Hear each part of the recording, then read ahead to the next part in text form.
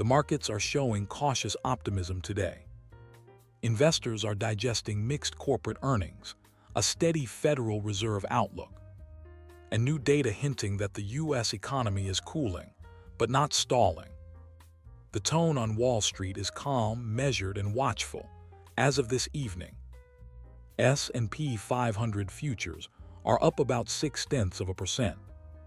Nasdaq futures are leading, up around 0.8%. And Dow futures are also in positive territory, gaining roughly 0.5%. That reflects modest confidence, with traders encouraged by strong bank earnings and upbeat semiconductor results. However, sentiment remains cautious.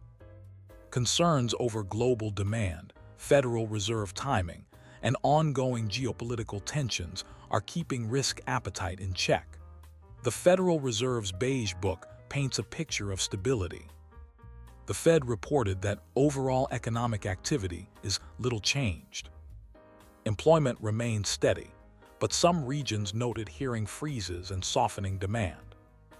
This adds to speculation that the Fed could move toward a rate cut stance later this year. Investors are watching closely for any signal of easing. Big banks deliver strong earnings and confidence. Morgan Stanley, Bank of America, and Goldman Sachs all reported better than expected profits this quarter. Stronger investment banking activity and higher interest income helped offset slower loan growth. That news lifted financial stocks broadly, setting a more positive tone for the session.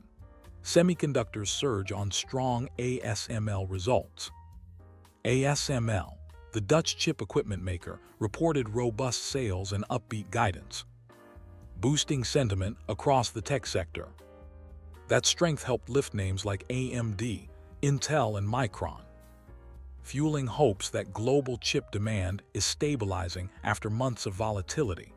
Let's look at today's biggest movers on the upside. Morgan Stanley shares rose sharply after reporting strong revenue growth and upbeat guidance. Bank of America gained solidly on better than expected interest income. And First Solar jumped nearly 9% after a major price target upgrade from Bank of America. These stocks benefited from solid earnings and analyst optimism, suggesting investors are rewarding clear performance and forward visibility. On the downside, a few notable laggards today. Axon Enterprise dropped more than 9%, making it one of the worst performers in the S&P 500. Nvidia slipped about 1 to 2% amid concerns about competition and a sector rotation away from megacaps. And PNC Financial, along with Abbott Laboratories, both traded lower after reporting weaker revenue and cautious forward outlooks. Overall, the market is showing a quality over quantity pattern favoring companies that execute well despite uncertainty.